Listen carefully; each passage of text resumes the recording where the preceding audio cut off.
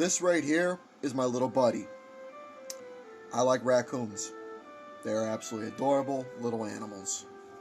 But if you want to know other animals I like besides these guys, I like fox, I like penguins, I like parakeets, and pretty much I like any assortment that involves birds. However, though, one of the most majestic animals that I love is owls.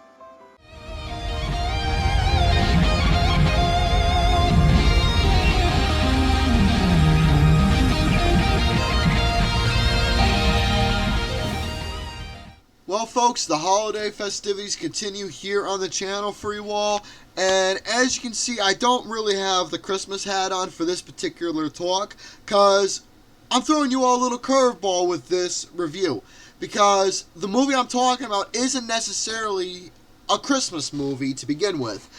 The reason why I wanted to give you this little curveball, because I felt the need was right to talk about an extremely underrated gem that came out in the early 2010s. A 3D animated film that was directed by none other than Zack Snyder. Now, everybody has their own interpretations on how they feel towards this particular director. A lot of people know his films mostly within the DC universe, but before that he has done other previous films like this one, for example.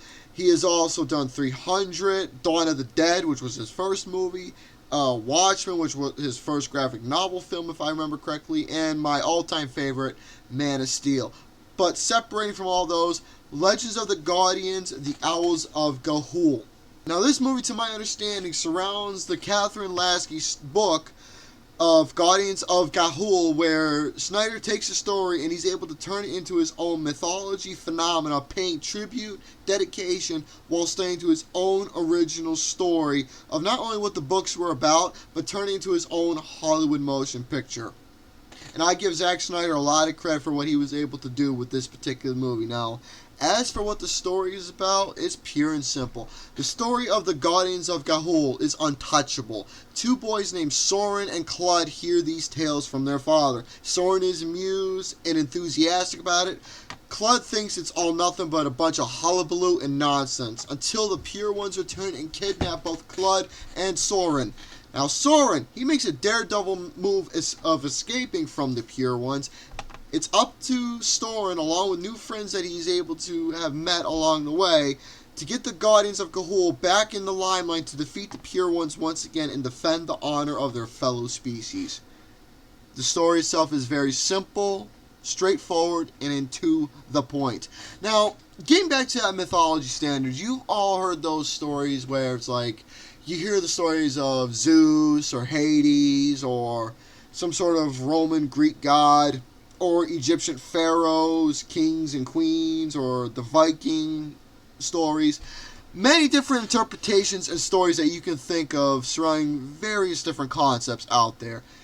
Now, the fact that he was able to take different legends and stories and turn it into a concept of owls is really fascinating. It gives a whole different perspective using a beloved, fascinating type of birds and putting them into their own respective appeal when watching them on film. I've always loved owls. I think they are some of the most fascinating birds I have ever witnessed. I think they are beautiful. I think they are gorgeous. And how they interact and how they are able to do things at nighttime because they're nocturnal animals, it's incredible. And seeing them in an animated film, it's untouchable. Because the animation in this movie, it's vivid, vibrant, colorful, worldly, atmospheric, astronomical, beautiful animation. If you look at it, as time progressed, 3D computer-styled animation has came a long way. Because when you go into a computer and you're able to take different shapes and colors and just put it all together, and getting something like this out here, seeing all the colors of the nature landscape, the details on the owls themselves, taking different species and giving them their own outstanding appeal, it's really amazing on how animation has came and making just films like this look so fucking good. Now, as for the story itself, it's like I said, it's a simple little fun story. It's full of action, adventure, it's got thrills, it's got some nice evil personalities, seriousness, witty, charm, little humor tossed in, And this is one of those movies to where I just couldn't help but have a smile on my face when watching it from the beginning to the very end, along with a little melancholy tossing, because you know how a lot of animation films have to have a little sorrow involved, where you feel like one character is going to be meeting their demise, but in the end, there's hope, and they come back from whatever injuries they sustained from the evildoers, and they end up becoming stronger than ever. And that was in this movie very well. Well, the thing is that I'm wondering why this movie, Rotten Tomatoes alone beforehand, got a 52% rating on that particular source, which I beg to differ and disagree with a lot, because I think this movie holds a lot more within the element of storytelling. It may be a basic story to a lot of others, but I think this film has a lot more adventure to it. It has some heart. It's got some limelight to it. It's got personalities that you can get behind. It's beautiful. It's vivid. It's got just it's just got really beautiful atmosphere. It's like when you it's like when you play a slow song in the new wave genre, and you all of a sudden you hear those beautiful keys that are just glistering in and making the song sound much more beautiful than it already was.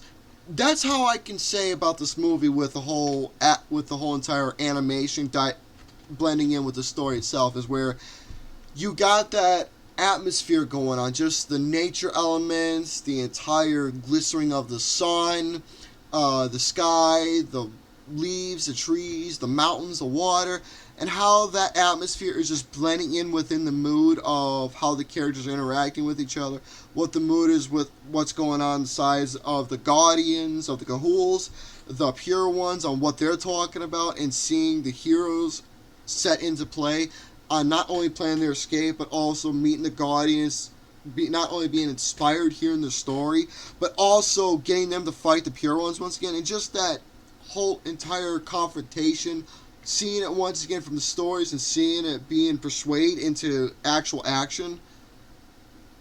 It's just fantastic. I love the presentation where the movie goes. I love how it starts off with a legend, and it goes into meeting your characters and who they are. Then it goes into what the story is about. Then the rise, the fall, and rise again of who the heroes are, and how they're being back into the prominence of beloved ones once again. It's fantastic.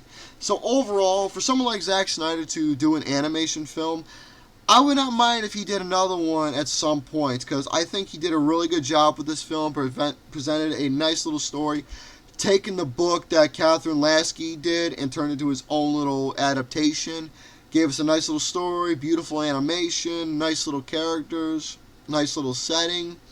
Otherwise, I think this movie deserves a lot more love. It should have gotten love then, and it deserves a lot more love now. But otherwise, I gave this movie a generous 4 out of 5 rating.